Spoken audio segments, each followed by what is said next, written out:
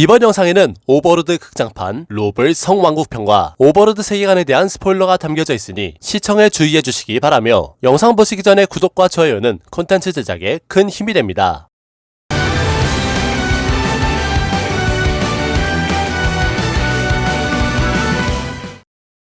로블 성왕국의 스토리는 오버로드 4기의 7화에서 8화 사이에 벌어지는 내용으로 8화의 초반부에 자나왕자의 언급으로 잠시 등장했는데요. 王国に使者が来ていたじゃないか。 성왕국의 위치는 리 에스티제 왕국의 남서쪽 그리고 슬레임 법국의 서쪽에 위치한 이 세계 기준으로 대륙의 끝자락에 있는 반도형 국가이며 바다가 뚫려 있어 상업적으로 발전할 가능성이 있는 나라가 되겠습니다. 성왕국이라는 명칭에서 알 수 있듯 로블은 4대 신을 모시는 종교적인 국가인데요. 비슷한 종교 국가인 옆 동네 슬레임 법국과는 최초로 이 세계에 전이된 이그드라실의 플레이어들, 즉 6명의 신인 6대 신을 숭상한다는 점에서 차이가 있습니다. 로블이 숭상하는 4대 신은 태초부터 존재했던 4개의 원소, 판타지에서 주류로 사용되는 땅과 불, 그리고 물과 바람을 신앙심을 가지고 숭배하는 종교이며 반대로 슬레임 법국은 이 4가지의 속성에 빛과 어둠인 2가지 속성을 더하여 인류의 위기 당시 인간들을 구원했던 6명의 플레이어들이 바로 이 6 속성의 강림이다 라는 이미지 메이킹으로 탄생한 종교라고 합니다. 현재 로블 성왕국을 지배하는 성왕은 칼카 베사레스라는 여왕으로 그녀는 로블의 건국 이래 처음으로 여성이 즉위한 성왕녀이며 황금의 라나급은 아니지만 자국 내에서는 로블의 보물이라 칭송받는 미모를 지녔다고 합니다. 그녀는 15세의 어린 나이에 제4위계의 마법을 구사하는 천재성을 보여 선왕과 신전의 지원을 받아 왕좌에 앉았다고 하는데요. 그로부터 10년 동안 큰 사고 없이 나라를 운영해왔다고 합니다. 하지만 이는 그녀의 신하들이 감당해온 것으로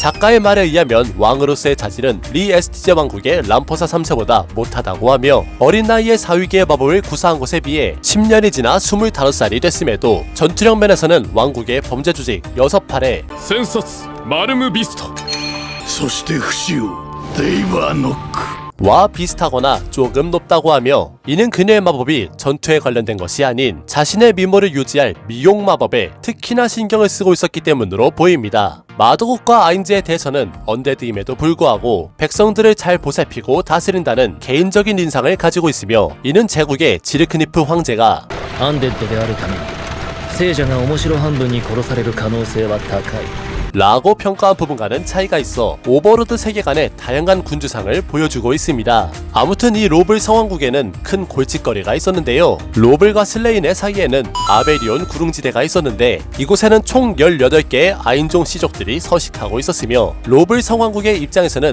반도와 대륙을 이어주는 입구의 바로 앞에 몬스터들의 산이 자리 잡고 있었으므로 로블은 대륙의 입구 바로 앞에 약 100km가 넘는 큰 성벽을 세우게 됩니다. 예전부터 이 아베리온 지대에서는 고블린이나 오거드 같은 다양한 아인종들이 싸움을 벌이면서 패배한 종족은 지대에서 쫓겨나 생존을 위해 로블을 침공하곤 하였는데요. 로블에게 있어 이런 소규모의 침공은 평소에도 있었던 일이었지만 최근 아베리온 지대에서 아인 연합군이라는 거대한 움직임이 발생한 이후에는 아예 로블 성왕국 vs 아인 연합군의 양상이 되어버렸죠. 이렇듯 서로의 동맹을 맺을 일이 없었던 아인들이 하나의 군단이 되어버린 배경에는 바로 나자릭 지하 대분묘가 있었는데요. なんという名前の獣だったか。アベリオンシープなどという名前ではどうでしょう。 여기서 아베리온 시프란 정식 명칭은 성왕국의 양강량이라는 이름으로 이는 아인즈가 위그드라실의 마법을 양피지에 담아 사용할 수 있도록 여러가지 실험을 해보았지만 이 세계의 일반적인 양피지로는 1위계의 마법이 한계여서 데미르고스가 특별히 찾아낸 짐승 아베리온 시프의 가죽으로 만든 양피지가 되겠습니다. 이 양피지에는 제3위계의 마법을 부여할 수 있으며 때문에 데미르고스의 마법인 메시지를 과거 코키투스가 사용하는 모습을 확인할 수 있었습니다. 추가로 이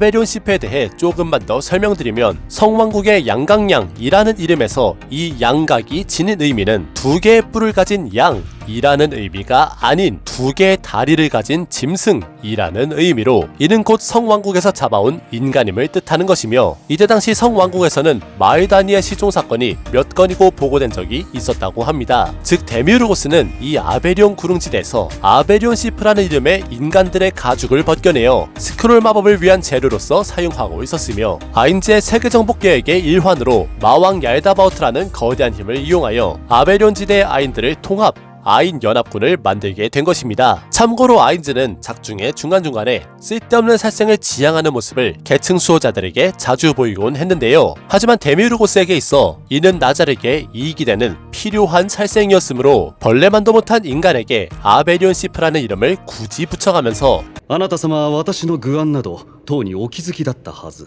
라는 교리 하나로 이러한 무자비한 계획을 진행한 것이었죠. 또한 데미우르고스는 아베리온 지대에서 인간과 아인족에 대한 교배 실험도 진행하고 있었는데요. アジン種と人間種の間で交配は可能 이는 보다 높은 위계의 마법을 담아낼 수 있는 특수한 양폐지를 생산하기 위함이었으며 이러한 비윤리적인 행위는 데미우르고스 자신의 카르마 수치가 최악의 마이너스 500이라는 것을 간단명료하게 보여줍니다. 아무튼 로블 성왕국은 마왕 얄다버트의 아인 연합군에 의해 미증유의 위기를 겪게 되는데 데미우르고스는 제12개의 광역 마법인 메테오포를 사용하여 로블의 거대한 성벽을 한순간에 무너뜨렸고 이로써 로블의 북부 지역은 마왕 얄다버트와 아인 연합군에 의해 완전히 폐허가 돼버리고 맙니다. 이 과정에서 성왕녀와 로블 최강의 성기사인 레메디오스 그리고 로블 최고의 신관장이자 레메디오스의 여동생인 케랄트가 힘을 합쳐 얄다바우트에게 대항하였지만 얄다바우트가 진정한 모습을 드러내자 성기사단은 패퇴. 케랄트와 성왕녀는 얄다바우트에게 붙잡혀 왕녀는 사망하고 케랄트는 생사를 알 수 없게 됩니다.